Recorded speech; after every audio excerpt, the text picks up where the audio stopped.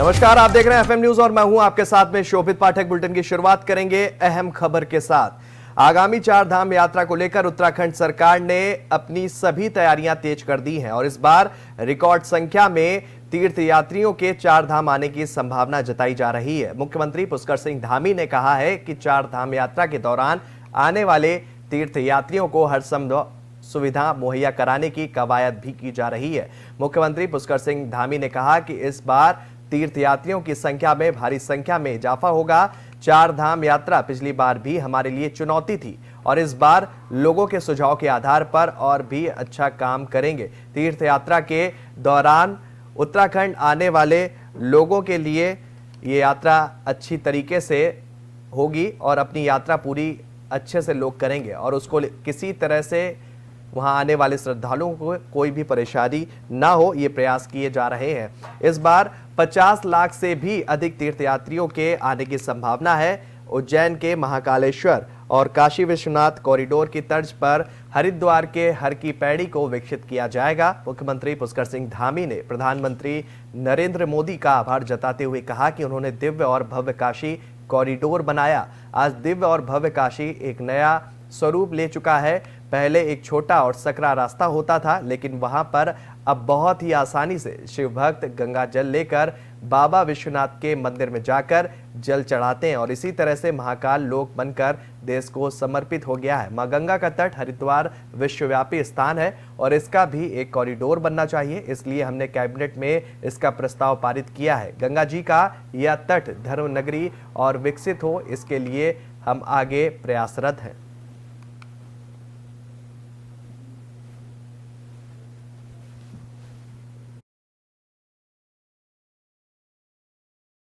पूरे देश के लिहाज से ये बहुत बड़ी योजना है। इतने सारे जो पहले गांव जो हमारे हैं, उन सभी गांवों को विकास की दृष्टि से सभी को आगे आने का अवसर मिलेगा। वहां पर जो बुनियादी सुविधाएं हैं, उन सुविधाओं का विकास होगा और उत्तराखंड राज्य के भी 4 गांव इसमें सम्मिलित किए जाएंगे। 4 गाँवों को उसका सीधा सीधा लाभ मिलेगा।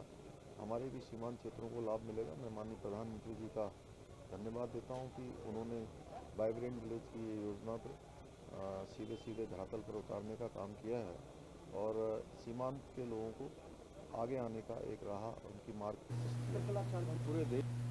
अखिल भारतीय विद्यार्थी परिषद की स्थापना के 75 वर्ष के होने पर आज अल्मोड़ा में छात्र गर्जना सम्मेलन आयोजित किया गया, जिसमें भाजपा के अखिल विद्यार्थी भारती पूर्व राष्ट्रीय महामंत्री सुरेश भट्ट ने शिरकत की। इस सम्मेलन में विभिन्न विद्यालयों के विद्यार्थियों सहित विद्यार्थी परिषद के पदाधिकारियों ने भागीदारी की और इस अवसर पर सुरेश भट्ट ने कहा कि देश के विकास में युवाओं की अहम भूमिका है और देश को सशक्त राष्ट्र के निर्माण में योगदान युवा कर रहा है और सम्मेलन के माध्यम से विद्यार्थी परिषद देश भर में सम्मेलन का आयोजन किया जा रहा है ताकि राष्ट्र आगे बढ़ सके और देश की एकता, अखंडता और समुचित विकास को आगे बढ़ाया जा सके।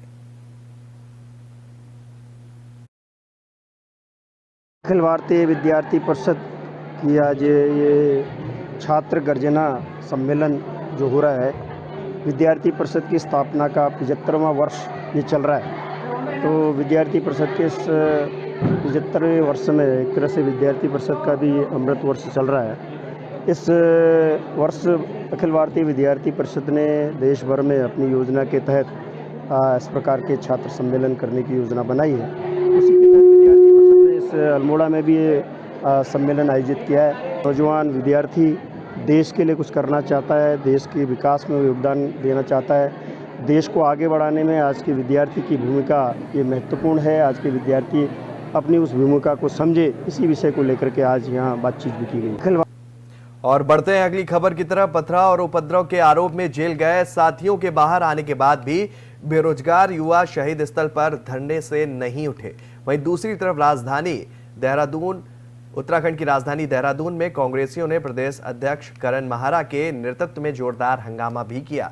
महिला कांग्रेस कार्यकर्ता भी इस प्रदर्शन में शामिल हुई, जिन्हें पुलिस ने गिरफ्तार किया। भर्ती घोटाले की सीबीआई जांच की मांग और बेरोजगार संघ सदस्यों पर दर्ज मुकदमे वापस लेने की मांग को लेकर सचिवालय कूच करने जाते वक्त कांग्रेसियों को पुलिस द्वारा सचिवालय से पहले बैरिकेड लगाकर रोका गया और इस दौरान पुलिस व कार्यकर्ताओं के बीच धक्का मुक्की भी हुई। कार्यकर्ताओं ने बैरिकेडिंग के समीप धरना प्रदर्शन किया, जिसके बाद पुलिस द्वारा उन्हें गिरफ्तार कर ले जाया गया। पथराव और उपद्रव के आरोप में जेल में बंद बॉबी पवार समेत 7 युवाओं को भी कोर्ट ने सशर्त जमानत दे दी है। इससे पहले 11 फरवरी को 6 युवाओं की जमानत मंजूर हुई थी। धारा 307 बढ़ाने के लिए प्रस्तुत घायल अधिकारी के मेडिकल सर्टिफिकेट और अभियोजन के दलीलों को कोर्ट ने नकार दिया है। लिहाजा पुलिस की यह मांग भी खारिज हो गई है कि देर शाम सभी 13 युवा जेल से बाहर आ गए।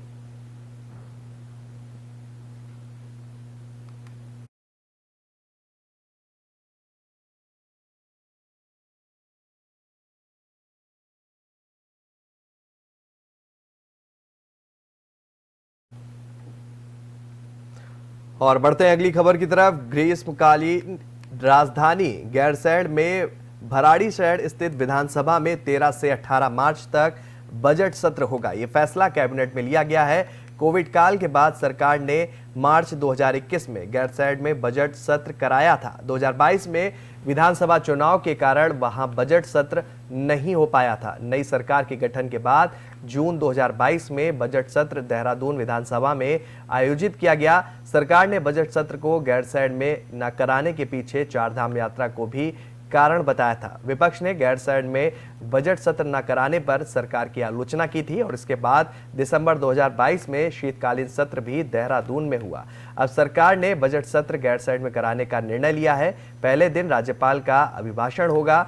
गैरसैंण में बजट सत्र के लिए हम पूरी तरीके से तैयार हैं, ऐसा सरकार का कहना है। सरकार ने बजट सत्र 6 दिन चलाने का भी निर्णय लिया है और इस बार भी गैरसैंण में सत्र बेहतर ढंग से चलाने की कवायद सरकार कर रही है।